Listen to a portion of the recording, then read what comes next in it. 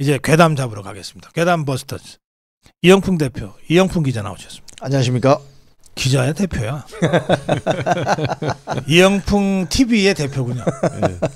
이영풍 TV의 대표. 네. 예, 이영풍 TV라고 써주세요. 한 번이라도 더 구독하셔야지. 10만 넘기지 얼마 전인데. 11만이 됐습니다. 벌써 11만 됐어. 와, 대단하네요. 원영섭 TV, 부동산 전문 TV입니다. 원영섭 TV의 대표, 원영섭 변호사 나오셨습니다. 반갑습니다. 저는 만을 향해서 열심히 달리고 있습니다. 몇 천대인데 만을 향해 열심히 뛰고 있습니다. 네. 마이크 좀 올려주세요. 예. 네. 자, 이재명 1심 재판 징역 1년, 집행유예 2년. 원영섭 변호사. 저는 이제 이재명은 끝났구나. 네.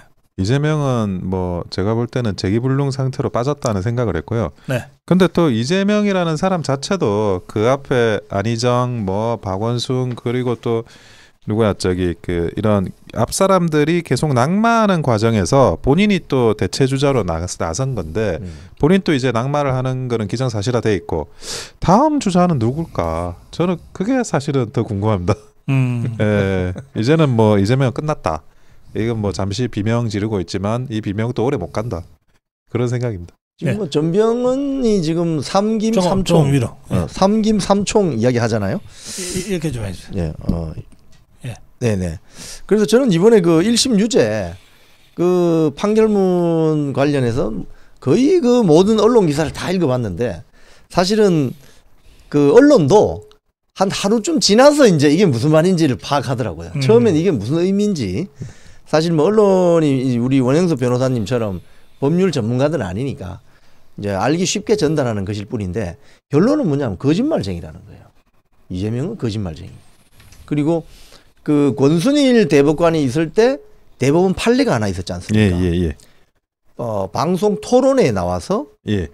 이 후보자들끼리 경기도지사 선거 때 약간 허위 발언을 한 게 있는데 그 대법원 판례가 참 어떻게 보면 판례문을 저도 읽어봤는데 좀 이상하게 우스워요. 그러니까 거짓말을 해도 된다. 판례문을 읽으면 이해는 되나요? 아, 그건 열심히 읽어야 됩니다. 집중해서 한자 한자 열심히 읽어야 됩니다. 그걸 읽어보면 적극적이고 연속적으로 허위 발언을 한 게 아니기 때문에 허위 사실 적시가 아니다 이렇게 돼 있더라고요. 그러면 뒤집어서 말하면 토론에 나와서 그럼 거짓말해도 된다는 소리 아닙니까 그게. 그러니까 권순일 대법관이 지금 김만배하고 재판 거래 의혹을 받잖아요. 그리고 대법관 퇴임하고 나서 화천대유 가서 1억 5천 받고 그 대법원 판례를 민주당 측에서는 아주 믿고 방심한 것 같아요. 요게 있으니까 요것도 토론이 아니냐. 근데 그 한성진 부장판사가 그건 쌍방 토론회고 요거는 패널이 물어보면 이재명이 일방적으로 말하는 거기 때문에 요거는 거짓말이다. 한성진 부장판사가 슬기로운 사람이구나. 적극적 거짓말이다. 이게 반복적 거짓말이다. 그렇죠. 의도적으로 적극적으로. 그래서 거짓말하다가 자신의 거짓말에 발목이 잡힌 겁니다. 예. 그래요. 그래서 이재명 끝났습니까? 지금 원영섭 변호사는 끝났다고 제가 봤을 때는 정치 생명 끝장났다고 봐야죠. 왜냐하니까 지금 구형부터 뭐 저 3년 때인가 그렇죠. 2년입니까 3년입니까? 여기서는 2년. 2년이죠. 위정교사가 3년이죠. 위정교사가 3년. 자, 이게 그러면 2심, 3심을 가게 되면 우리 변호사님 아시겠지만은 1심 끝내는데 지금 2년 2개월 걸렸거든요. 엄청 끄는 거죠. 그러면 그동안 사실관계 심리 싹 다 끝났을 거 아닙니까? 그럼 조희대 대법원장이 정치 관련 선거법 관련 633으로 빨리 끝내주세요라고 한 거 아닙니까? 그러면 고등법원 3개월, 대법원 3개월이면은 내년 5월 되면 끝나는 겁니다, 이거. 그러면 징역형이 계속 유지가 되거나 조금 낮춰진다 하더라도 벌금 100만 원 이상은 나온다고 봤을 때 10년 동안 선거 못 나오는 거 아닙니까? 이렇게 되면. 정치 생명 끝난다고 봐야죠. 그래요. 근데 뭐 이재명이는 지는 안 죽는다고 그러더라고요. 본인은 그렇게 말할 수밖에 없는데요. 원래 죽을 것 같으니까 안 죽는다라고 강한 부정은 강한 긍정이 아닐까 하는 생각이 듭니다. 근데 여기에서 다르게 뭐 빠져나갈 방법이 없습니다. 사실은 위정교사만 하더라도 그게 굉장히 오히려 더 위정교사는 더 간단하게 끝난다. 더 징역형 나올 가능성이 훨씬 높다. 사실 사람들이 그렇게 생각했거든요. 딱 떨어지기 때문에. 아니 그 교사 받아가지고 위정했다는 사람이 다 자백해버렸으니까 더 이상 뭐 이게 없는 거예요. 근데 오히려 선거법이 징역 1년이 나오고 그러면 위정교사 또 징역 나오고 이러면 두 개를 다 방어하는 게 불가능한 데다가 지금 이화영 재판 항소심을 보더라도 지금 이화영 재판 항소심이 몇 달 만에 지금 11월 30일에 판결 선고납니다. 그냥 빨리 끝내겠다는 거예요. 저희도 대법원장이 그 빨리 하자 하니까 진짜 그 일선에서 재판을 빨리 끝내는 분위기거든요. 그러면 뭐 몇 달하고 또 고등 몇 달하고 대법원까지 가면 그러면 더 이상 그 이재명 대표가 다시 재개할 가능성은 없고 확정돼서 끝난다. 근데 본인이 가지고 있는 그 대선, 그러니까 탄핵 빌드업을 하는 거죠. 조기 대선을 하려고 계속 하는 건데 지금 그게 본인이 그 판결을 안 받고 나서 뭐 언론에 대한 그런 또 여론에 대한 불지필 때나 그런 게 되는 것 같지. 막상 또 1심, 2심 이렇게 피선거권 박탈령이 나와버리면 그 불이 안 붙습니다. 벌써 지금 장외 집회만 하더라도 줄어들고 있다고 하더라고요. 그러니까 그게 불도 붙지도 않고 아무것도 안 되는 그런 상황에서 정치 생명은 이제 끝나는 일만 남아 있다. 그렇게 보여집니다. 예, 그리고 그 위정교사 사건도 보면은 통계를 내봤더니 4건 중에 3건이 징역형이 나온대요. 그러니까 더 세대요, 이건. 그리고 네. 또 그 위정하라고 요구받았던 김진성 씨가 자기가 싹 다 불었잖아요. 아, 이재명 당시 그 시장인가 도지사 시절에 위정하라고 이렇게 부탁을 했고 그 녹취록까지 제출한 거 아닙니까? 그러면 이건 저 우리 변호사님 말씀하신 것처럼 빼도 박도 못하는 겁니다. 그러면 이것도 징역형 나온다 이러면 거기도 또 피선거권이 5년 제한돼요. 그러면은 말씀하신 것처럼 이건 뭐 정치 생명 거의 끝났다고 봐야 되고 지금 이제 그 주말 사이에 이제 반응들이 보면 집회에도 사람들이 현격하게 줄고 있고 예. 그 광화문 앞에 그 보인 거 보니까 한 1000명 될까요? 1000명도 안 될 것 같은데. 그런데다가 최민희가 또 이렇게 과격한 말을 쏟아내잖아요. 그건 뭐냐면 급하다는 거죠. 지금 아주 급하다. 한마디로 똥줄 탄다. 그래서 그 최민희 발언은 근데 좀 이게 너무 심한데 비명계가 움직이면 당원과 함께 죽이겠다. 이거는 살인 협박 아닙니까? 근데 국회의원이 이러고 밖에 나와서 이런 이야기 해도 돼요? 근데 그분은 항상 심한 말을 하시더라고요. 언제나 아니 그래서 저분이 어떻게 저렇게 심한 말을 막 해도 저렇게 공천도 받고 배지도 다른가 참 신기할 정도. 그걸로 다른 거지. 아 심한 말로. 아 그렇구나. 막말로 다른 거지. 아니 이번에 그 전당대회 때 전현희도 뭐 살인자라고 했잖아요. 윤석열 대통령, 김건희 여사. 뭐 그런 거죠 뭐. 아, 자 민주당은 막말을 하면 오히려 훈장을 주는. 그래서 김남국 같은 애들이 저렇게 또 국회의원 하나 보네. 그러니까 저렇게 이제 격한 말을 쏟아내는 걸 보면은 원래 이 저 도사견은 물지 않습니다. 아 그러니까 짖지 않습니다. 짖지 않고 물어버리죠. 원래 저 좀 귀여운 치와와 개들이 푸들 뭐 이런 개들이 많이 짖죠. 근데 네. 물진 않죠. 그러니까 네. 제가 지금 최민희 의원 반응이나 또는 이 그 친명계 더민주 전국 혁신회 이런 쪽의 반응을 보면은 아 이거 진짜 급하구나. 이제 완전히 급해진 거예요. 그래서 저런 반응들이 나오는 것 같습니다. 예. 그런데 저 이영풍 기자, 예, MBC가 유튜브 있잖아요. 예, 예. 그걸 뭐 저 민주당 장애 집회를 12시간 가까이 생중계를 했대는데. 그 상습 쪽이죠. MBC는. MBC는 이것뿐만이 아니고 상습입니다. 그리고 그럼 더불어민주당에는 무슨 예. 저 공식 유튜브가 없어요? 거기도 MBC 있죠. 거를 세내서 하나? 아니죠. 그건 아니죠. MBC가 자체적으로 하는 것인데 그 유튜브는 지상파처럼 시간 제한이 없지 않습니까? 그러니까 한 사건을 가지고 계속 대놓고 할 수가 있죠. 그래서 하는 거죠. 계속. 그런데 제법 구독자가 제법 되고 동시간대 시청자 수도 제법 나옵니다. MBC 유튜브. 그래요? 근데 과거에는 이제 우파가 유튜브 세계에서는 절대적으로 강자였는데 아유 제가 민주당 유튜브도 사실 보거든요. 저거의 동태를 알아야만 우리가 대응을 할 수 있으니까 민주당 또 유튜브 좌파들 유튜브 세계도 굉장히 좀 강해졌어요. 오히려 좀 우리 그 우파 쪽보다 더 어찌 보면 더 강해졌다라고 볼 정도로 그래서 더 열심히 우리 그 우파 유튜브 뭐 고성국 TV를 포함해서 많이 이렇게 시청자분들께서 좀 봐주시고 지원해주시고 좀 그러셨으면 좋겠습니다. 사실은 이 문재인 정권 5년 동안 우파 유튜브라든지 우파 아스팔트 세력의 근육이 엄청 세진 겁니다. 예, 세졌는데 지금 전체적인 이 형세가 돌아가는 것이 이제 좌파 진영에서도 야 이거 큰일 났다 이러니까 유튜브로도 모이고 이렇게 세력을 형성해 가는 것 같아요. 예. 그래요. 그 강승규가 그 이재명 주변 사람들 의문사 관련 진상규명위원회를 출범해야 한다 이렇게 주장했어요. 아니 그때 6명 돌아가셨나? 7명인가? 8명. 8명. 어느 틈엔가 너무 많아가지고 또 뭐 비서도 있고 한 뭐 분씩 많습니다. 늘어나시니까. 김문기 처장 뭐 예. 대표적으로. 아니 저는 그런데 이렇게 한 분 돌아가실 때마다 아니 이게 그 정말 원인이 뭘까? 근데 속 시원한 대답을 제가 본 적이 별로 없는 것 같아요. 아니 뭐 그게 극단적으로 본인이 어떤 선택을 하셨다고 하더라도 그 원인 관계가 좀 디테일하게 나와줄 수 있을 것 같은데 그냥 약간 덮이는 느낌?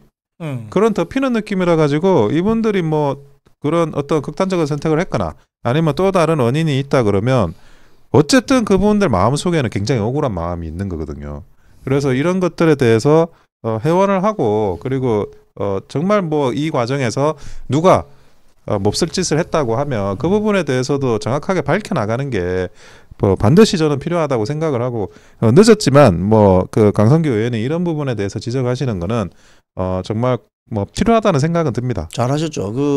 고 김문기 처장 아들이 이번에 그 재판 과정에 나와서 이야기한 게 본인의 아버지가 이재명한테 전화를 그렇게 많이 받았다는 거예요. 점심 때도 오고 저녁 때도 오고. 그러면 아버지 누구예요 하면 이재명 시장이다.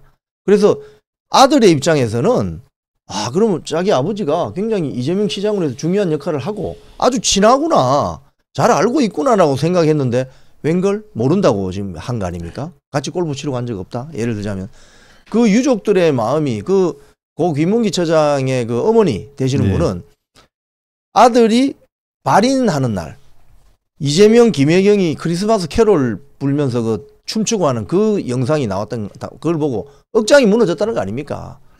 그러니까 이걸 해원을 시키기 위해서라도 진상조사 TF가 진행이 되면 좋겠어요. 네. 그 심리 상태는 어떻게 설명을 할 수 있어요? 김문기 씨가 죽은 죽은 날 다음 날인가? 그러니까. 이제 어쨌든 이재명이 말을 그대로 믿어주면 자기는 몰랐지만 어쨌든 알게 된 거 아니에요. 그리고 그런 사람이 어쨌든 극단의 선택을 했다는 거 아니에요. 그런데 그 다음 날 산타크로스 복장을 하고 춤을 췄다는 거 아니에요. 자기 아내하고. 그 사람들 많은 데서 췄겠죠? 그게 이제 연출을 MBC PD 출신인 그 민주당 홍보 담당이 만든 건데. 그 심리 상태를 어떻게 설명할 수 있나요? 그냥 뭐 사이코패스가 아닐까 저는 그렇게 생각을 하는데 전형적이. 그러니까 상대방의 고통을 나의 고통으로 공감하는 능력이 없는 그게 사이코패스 아닙니까? 그리고 또 무엇이든지 이제 자기한테 불리하거나 자신한테 이제 좀 감정적인 짐을 주는 거에 대해서는 이 전력 퓨즈가 끊어지듯이 끊어버리는 거예요. 그게 타고나는 사람들이 있거든요.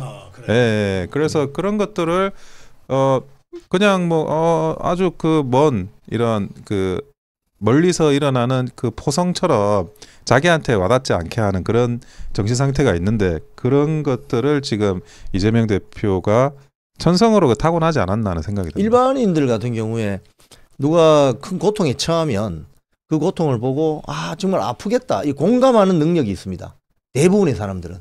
근데 뭐 이 재판도 많이 가보셨겠지만 이 살인 사건이라든지 이런 걸 보면 소시오패스 이런 사람들은 상대방의 고통을 자기의 고통으로 느끼는 공감 능력이 없어요. 그래서 마구 살인을 저질러도 전혀 죄책감이 없는 거죠. 그런 비슷한 거 아닌가? 저는 두 분의 분석보다 조금 다른 생각을 하는데 이게 뭐 공감 능력이 있냐 없냐 또 뭐 이런 거는 이제 사람일 때나 우리가 평가하는 거죠. 사람이 아닌가 봐요. 저는 이게 아무 생각이 없이 그냥 했다가 아니고 이재명이가 뭐 누가 하라는 대로 시키면 하는 사람인가요? 아니잖아요. 저는 일부러 했다고 생각합니다. 일부러?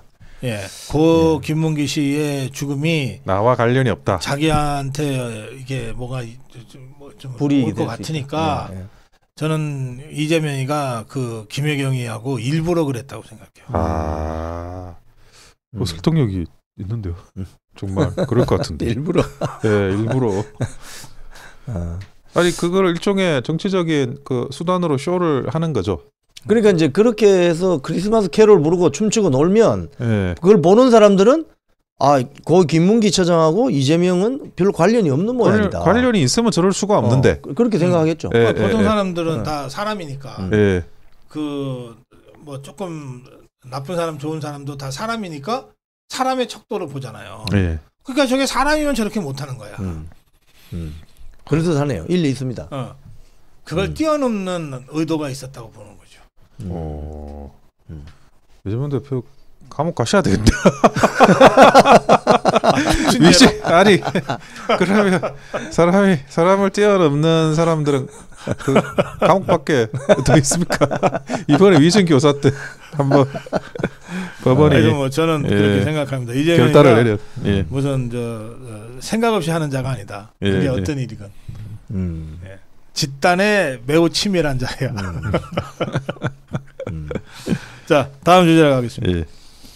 단계 사태입니다.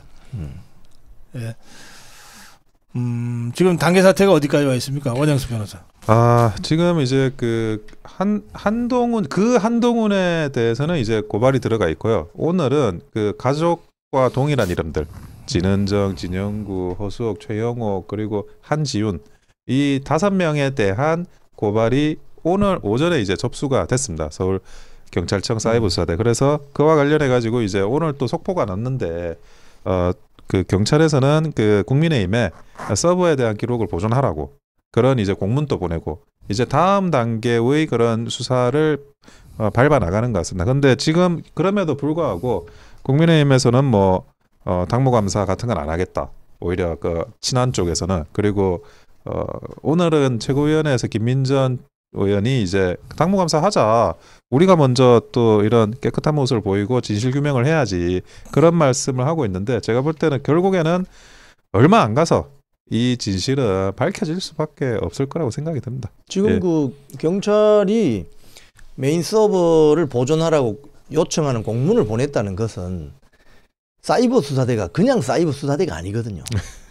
그런 것만 전문적으로 하는 수사팀이기 때문에 이분들은 맥락이 어딘지를 정확하게 알고 있습니다. 그래서 어느 날 날짜 받아서 그 서버를 이제 쉽게 이야기하면 딱 열 거단 말이죠. 거기 열면 로그인 기록이 싹 다 나오게 돼 있습니다. 이 디지털 흔적들이 싹 묻어 있어요. 그러면 언제 누가 들어왔고 이 글을 쓴 컴퓨터의 IP가 어디이고 이게 싹 다 나오게 됩니다. 거짓말을 못해요. 근데 만약에 지금 이걸 서버를 교체를 한다든지 이렇게 되면 문제가 심각해집니다. 그러니까 교체를 일단 하지 못하게 막아놓는 거죠. 그리고 지금 아마 이 공문을 보낸 거는 이런 효과가 있는 것 같아요. 우리가 수사를 할 거니까 그 서버에 있던 자료를 보존하고 훼손하지 말라는 거는 지금 이 공문을 보낸 시점 이후부터는 네가 자료를 지우거나 하면 증거인멸이다. 그렇지. 그 고의. 예를 들어 뭐 나는 그냥 업무 처리상 지웠지 증거인멸의 고의가 없었어라고 둘러댈 수가 있거든요. 그걸 이제 막는 거예요. 내가 공문 보냈으니까 여기서부터는 수사야. 여기서부터는 증거인멸이야. 그거를 이제 분명하게 하기 위해서 제가 볼 때 공문을 보냈다라고 그렇게 보십니다. 이게 뭐 로그인 같은 이 전문 용어가 나오니까 제가 잘 못 따라가겠어요. 그래서 제가 알기 쉽게 그냥 제 식대로 질문 드릴게요. 그러니까 한동훈이가 직접 한 거예요, 안 한 거예요? 본인은 아니라고 하는데 제가 볼 때는 한 것 같아요. 그래요? 어떻게 생각해요? 제가 봤을 때는 저는 경우의 수를 3가지로 봤거든요. 처음부터 본인이 직접 했던가 아니면 진짜 동명이인이 있었던가. 그거 빼면 뭐냐 하면은 한 명을 딱 지정해 놓고 얘한테 시키는 거죠. 그리고 그 5명의 개인 신상을 다 알려주고 미리. 알겠어요. 그렇게 3가지 중에 그 진짜 동명이인일 가능성. 그거는 전에 여기 장 박사님 와서 하신 말씀 있잖아요. 탁구공을 튕겨가지고 그걸 타고 달에 갈 확률. 그러니까 거의 없다는 거의 이거는 빼고. 그러면 한동훈이가 직접 했거나 누구 시켜서 했거나 둘 중에 하나는. 제가 봤을 때는 누구를 한 명을 정해놓고 시키지 않았을까? 저는 그런 가능성이 높다고. 어느 쪽입니까? 직접 했습니까? 시켰습니까? 저는 시켜서 했을 가능성이 높다고 생각해요. 장해찬 최고가 이야기하듯이 그 아내라고 하는 진은정 변호사가 아닐까라고 저도 추측을 하는 게. 그건 진은정이가 했을 거다. 저는 쉽잖아. 로고 같은 말 안 해도 되잖아. 네. 네. 그러니까 데이터가 저는 진은정 변호사보다는 새로운 인물이 나오지 않을까. 요 가족 중에 아닌 제3자. 그러면 댓글팀인데요. 제3자. 그럼 댓글팀이 되는 거죠. 왜냐하면 댓글팀이라는 게 있어요? 그게 뭐예요? 아니 그거를 이제 외부 일종의 업체나 뭐 그분들이 공짜로 해주진 않을 거 아니에요. 그러니까 어떤 댓글 작업을 하려면 거기에 대한 보상을 해줘야 되는데 한동훈한테 돈 받고 그런 일을 해주는 팀이 있었다. 돈이 팀이네. 그러니까 그게 그 사람 그러니까 보상이 뭐 여러 종류 있을 수는 있죠. 그게 돈일 수도 있고 아니면 어떤 식으로든지 그게 될 수 있는 그런 사람이 있어야 그렇게 열심히 댓글을 달지. 그러니까 그 장해찬 최고가 몇 달 전에 그 이야기를 했잖아요. 전당대회 그 시즌에 법무장관 시절부터 여론조성팀 같은 게 있었다. 그죠? 그게 그거 아닙니까? 그러니까 장해찬 최고가 최근에도 이제 이야기하는 거 보면 자기가 그걸 해봤으니까 이것도 지금 오늘만 하더라도 아니 자기가 볼 때는 그 한동훈 일가가 했다. 안 그러면 자기를 고발해라. 그렇게 지금 이야기하는 거잖아요. 그거는 본인이 그거를 어느 정도 그 전에도 했던 그런 본인의 경험과 이런 거를 패턴을 알기 때문에 저는 그런다고 생각합니다. 가족 중에서 누군가 했다면 진은정일 가능성이 제일 높다. 그렇죠? 저는 그렇습니다. 그러면 이거를 한동훈이가 시켜서 했을까요? 진은정이가 이거 할 거야라고 했을까요? 만약에 진은정이 했다면. 근데 그 댓글 다는 거는 저는 진은정이 판단하기는 어렵다고 봐요. 왜 그러냐?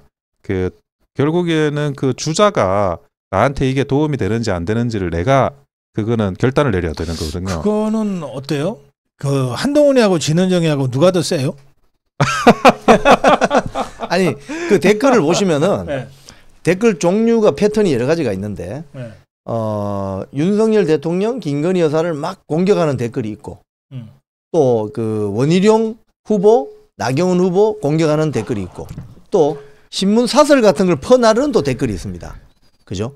그러면 이거는 약간 지시를 받고 요런 댓글은 요렇게 올리고 그거는 예를 들자면 필명 한동훈이 문자로 보냈을 수도 있죠. 요렇게 해서 올려라.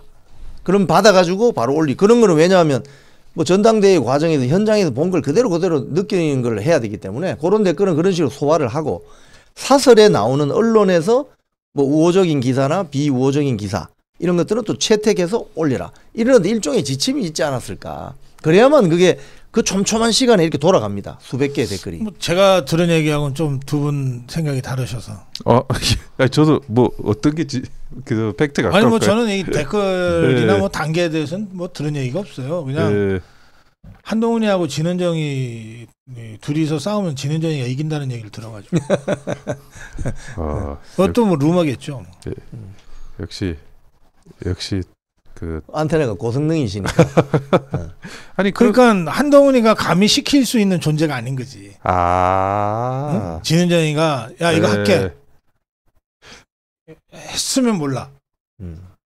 뭐 그거야 뭐 저희들은 뭐 저성능 안테나라서. 하여튼 이게 가족이라면 가족 중에서는 진은정이 했을 가능성이 제일 높다는 거 아니에요? 저는 그렇게 보여집니다. 근데 그럴 경우에 한동훈과 진은정과의 역학관계는 두 분은 잘 모르시는 것 같으니까 제가 들은 얘기는 그런 얘기도 있다. 여기까지. 자, 그런데 그게 아니고 제3의 가족이 아닌 댓글팀한테 시켰다. 그러면 뭐 돈을 주고 시키든지 일반적으로는 그렇죠. 일반적으로야 돈 주고 시키는 거지. 아니면 뭐 무슨 공천 줄게 하고 뭘 거래를 해서 시켰든지 그것도 결국은 다 나중에 돈으로 환산될 텐데 하여튼 그렇게 해서 댓글팀을 운영했다. 가족이 아니라면 그 얘기 아니에요. 그렇죠. 그래서 저는 패밀리 드루킹 사건이 될 수도 있다. 그렇게 보는 거죠. 아니 저는 이 그 가족이 올린 게시글이 동시에 삭제가 되거든요. 그게 900개가 되는 게. 그게 어떻게 동시에 삭제가 될 수가 있어요. 그 단계 그게 동명이인들이고 다 각각 서로 관계가 없는 사람들이 서로가 서로를 모르는데 왜 그 5개만 전반적으로 다 싹 삭제가 되느냐. 그거는 자기들끼리 서로 아는 하나의 일당이라는 걸 보여주는 결정적인 단서거든요. 11월 5일 이후에 그 이름으로 올라온 글들이 이제 안 옵니다. 일순간에 그냥. 그러니까 짠 거죠. 짰다고 봐야죠. 그리고 또 하나 그것도 그래, 그죠? 여러 사람이 짤라 그러면은 지그들끼리 단톡방을 하든지 뭔가 뭐 모이든지 해야 될 거 아니에요. 그것도 다 증거가 남는 거잖아. 남죠. 디지털 흔적이 그래서 무서운 겁니다. 그러니까 이 가족들끼리 짰다기보다는 누군가 한 명이 책임지고 지워도 저도. 혼자서 지우면은 다 같은 시간대 지울 수 있잖아요. 그렇죠. 어차피 그 계정 다 갖고 있어. 그래서 그 작업을 한 요 컴퓨터 IP 주소를 서울경찰청 사이버수사대가 찾아낼 거예요. 그렇죠. 그럼 그 컴퓨터가 어디 여기 있었냐? 아주 재밌는 댓글이 올라왔네요. 진은정이 뭐가 답답해서 그런 걸 올리냐? 서울대 법대 출신에 그런 짓 하겠냐? 아니 이런 글이 올라왔어요. 어떻게 생각해요? 아니 김경수도 서울대 나왔습니다. 아 김경수가 바둑이가 서울대를 나와요? 서울대 인류학과. 그래서 아니 김경수는 그러면 서울대 나왔는데 서울대 나오고 더 열심히 하는데 서울대 법대면 김경수보다 더 열심히 그러면 하겠죠. 조국이도 서울대 법대 나와요? 조국도 서울대 법대 나왔어요. 아 이런 참. 아니 서울대 법대 나와가지고 더 열심히 표창장 위조하고 그랬잖아요. 그러면 서울대 법대는 아무 관계가 없는 거네. 관련이 관계 없죠. 없는 거를 왜 올렸을까? 참. 아니 그러니까 내가 이거 참 보면서 황당한 건데 이런 것들은 좌파들이 하는 거거든요. 이미 드루킹 같은 이런 좌파들이 하는 수법이 뭐 여기서 댓글 올리고 여기서 뭐 선동하고 원래 선전선동은 좌파들의 전유물 같은 거고 우리는 하라 그래도 잘 못해. 왜냐하면 좌파들은 원래 태생적으로 마이너리티 소수입니다. 그러니까 소수들이 자기의 세력이 크게 보이게 하려면 허위 선전선동 깃발 크게 해서 나오는 이런 거 있지 않습니까? 그거 전문이거든요. 괜히 제가 댓글을 괜히 읽어드렸네. 한동훈 서울대 망신. 괜히 서울대만 욕먹네. 아니 맥락 없이 서울대야. 자 좋아요. 그런데 이게 그 댓글 저도 그 기억이 나거든요. 갑자기 뭐 당원 게시판에 이런 글이 뭐 많다 이러면서 신문 언론이 보도를 하더라고요. 아니 나는 제가 우리 언론이 언제부터 그래 당원 게시판 들여다봤죠? 제가 당에 오래 있었는데 당원 게시판을 그 언론에서 제도권 언론에서 다뤄주는 거를 이번에 처음 봤습니다. 솔직하게 이야기를 하면 안 다뤄줘요. 안 다뤄주고 그 뭐 무슨 말을 하든지 그냥 그거는 니들이 하는 이야기지 그냥 이러지 당원 게시판을 그 다뤄주지 않아요. 근데 언론도 다뤄주죠. 그리고 뭐 그 한핵관이라고 불리는 그런 사람들도 다루죠. 허리 언제부터 당원 게시판이 그렇게 인기였지? 그래서 야 신기하다 그런 생각을 많이 했는데 그러자마자 이런 게 나온 거예요. 지금 보니까 그 가족 5명이 그 게시글 단 시점도 하루에 3개 올리는 걸로 제한을 하고 나서 대대적으로 이게 늘어난 거예요. 그러니까 아니 그것도 웃긴 거야. 하루에 3개로도 부족한 거야. 나는 하루에 3개 했다는 것도 굉장히 힘들다고 생각하는데 한 명이 그러니까 여러 아이디가 필요해서 그런 거라고 보여져요. 그러면서 이제 5명이 가담해가지고 하는데 참 열심이다. 근데 그 열심히 했기 때문에 굉장히 그런 그 한동훈에 대한 정치 생명은 끝날 것 같다. 그렇게 생각합니다. 지금 뭐 언론에서 당원 게시판 관련해서 이제 기사를 쏟아내는 걸 보면 언론 플레이죠. 뭐. 이게 사실 뭐 기자들이 뭐 취재할 게 많지 않습니까? 특히 여의도 정가 소식을 취재하는 기자라면 그 의원 회관실에 뭐 여당팀, 야당팀으로 나눠가지고 정치부가 이제 국회는 여당팀, 야당팀이 있고 뭐 용산팀이 있고 뭐 국방 외교팀 이렇게 있는데 아니 그 취재할 때 그렇게 바쁘잖아요. 근데 당원 게시판 기사를 쓴다는 거는 누군가가 알려준다는 소리죠. 누군가가 그렇죠. 만나서. 근데 좋아요. 우리 이영풍 기자잖아. 누가 알려준다고 그 바로 기사를 써요? 아니죠. 그러니까 미리 친분 관계가 있는 거죠. 서로 내통하는 관계가 돼 있는 거죠. 그러려면 빨대라고. 그러려면 얼마나 걸려요? 술을 몇 번 사면 돼요? 그거야 뭐 주량에 따라서 다르겠지만 일단 그 일종의 빨대라고. 그러니까 술을 보통 몇 번 얻어 먹으면 그 시키는 대로 써요. 그 뭐 얻어 먹는다기보다도 회합을 가지면 뭐 한두 번이라도 가능하겠죠. 뭐 만나서 이야기해 보면 뭐 봉투도 줘요? 그거는 모르겠습니다. 그건 굉장히 알면서 대답을 피하는 표정. 저는 아는 바가 없습니다. 그런데 이런 기사가 나온다는 것은 언론 플레이죠. 언론 플레이 하는 거죠. 아니 근데 그 타짜 영화에 보면 그 있잖아요. 그 아귀하고 고니하고 이게 장이라는데 손모가지를 건다고. 그렇지. 그 이제 딱 그 글라스 잔 딱 엎어놓고 아무도 손대지 말고 손 묶으라고. 제가 볼 때는 한동훈 일가라는데 제 손모가지를 걸겠습니다. 이게 장이라는데 내가 손모가지를 걸겠어. 발언이 너무 센데. 아니 또 어떻게 해석해요? 안 걸 거야 손모가지? 원만하게 해결될 겁니다.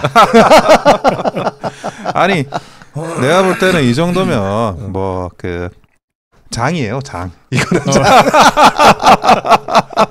마무리 좀씩 듣겠습니다. 아니 그 이재명 대표는 앞으로 점점 언급할 기회가 줄어들게 될 것 같습니다. 예, 이미 끝난 분이고 그리고 항상 또 그렇게 끝났듯이 하지만 또 민주당이 또 새로운 그런 리더십을 잘 세팅하는 능력은 있기 때문에 그런 거에 대해서 우리가 절대 방심하지 말고 우리 내부도 잘 다져나가는 게 필요하고 당원 게시판 사태도 이 정도면 끝난 것 같습니다. 끝난 것 같고 오래 가지 않을 것 같고 뭐 이다음부터는 수사기관에서 아주 적절하고 빠른 속도로 진실을 밝혀주리라고 믿습니다.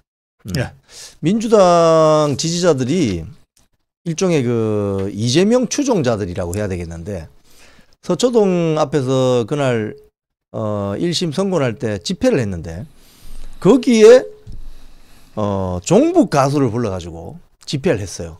근데 그자가 주로 부르는 노래들이 보면 조청년 관련 뭐 학교 뭐 찬양하는 노래라든지 또는 미제국주의 뭐 쓸어버려야 된다는 이런 노래를 부르는 종북 가수를 불러서 집회를 하고 있는데 지금 민주당 지지자들이 민주당 지지자들이라기보다는 이재명 추종자에 가깝습니다.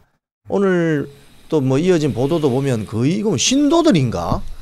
지금 좀 정신 차리시기 바랍니다. 그리고 지금 윤석열 대통령이 지금 페루에서 이제 브라질로 가셨는데 지금 외교를 굉장히 지금 원만하게 잘 해결하고 있는데 이런 것들이 한국 언론에 잘 나타나질 않아요. 한국 언론에. 그래서 한국 언론이 지금 이게 지금 뭐 하는 건지 제가 굉장히 이거 우려스러운 그런 대목이 있고 내일 제가 저 KBS 사장 인사청문회 참고인으로 나갑니다. 내일 나가서 뭐 여러 가지 뭐 질문이 나올 것 같은데 이런 어떤 한국 언론의 실태에 대해서도 좀 국민들께 좀 더 이 적확하게 좀 말씀을 드려야 되겠다 이런 생각이 듭니다. 예. 예. 자, 괴담 버스터즈 이영풍 기자, 원영섭 변호사, 이영풍 TV의 이영풍 대표, 원영섭 TV의 원영섭 대표와 함께했습니다. 근데 인사하기 전에 한 말씀씩 또 하시고 가야 돼.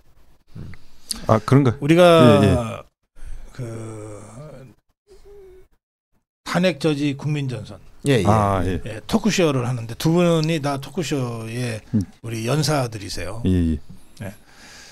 첫 번째 토크쇼가 11월 26일. 11월 26일 화요일입니다. 다음 주에 다음 주 화요일. 네. 다음 주 화요일입니다. 네. 다음 주 화요일 오후 3시 서대문에 있는 북아이언 아트홀이 서울입니다. 서울 북아이언 아트홀에서 이제 탄핵 저지 국민전선 첫 번째 토크쇼를 합니다.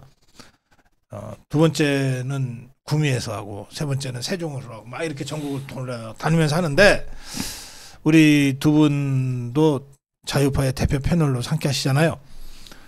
지금 전화 주문을 받고 있어요. 입장료 3만 원.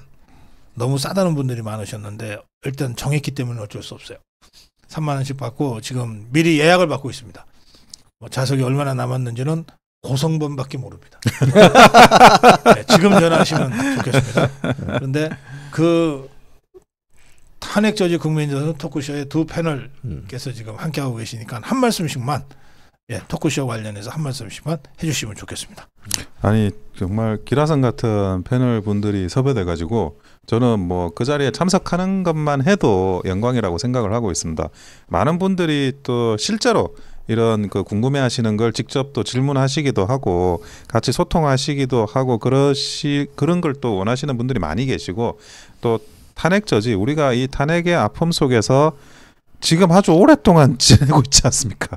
그것이 아직 저는 하나의 그런 뭐 어떤 미래를 만들어가는 과정이라고 생각하는데 동지로서 단순히 이제 관객과 연사가 아니라 동지로서 하나 되는 그런 자리가 반드시 만들어질 거라고 믿습니다. 예. 지금 8년 전에 박근혜 대통령 탄핵 시즌이 생각이 나는데요. 그때는 거의 뭐 대책을 마련하기 어려울 정도로 일방적으로 그냥 여론전에서 밀려버리는 바람에 박근혜 대통령이 참 억울한 측면이 많습니다. 그런데 그 사이 이 자유우파 진영의 유튜브 영향력이 굉장히 강화가 되었고 또 많은 분들이 유튜브를 통해서 정보를 얻잖아요. 이 탄핵저지 국민전선 국민 토크쇼는 저는 공부하는 자리라고 생각해요.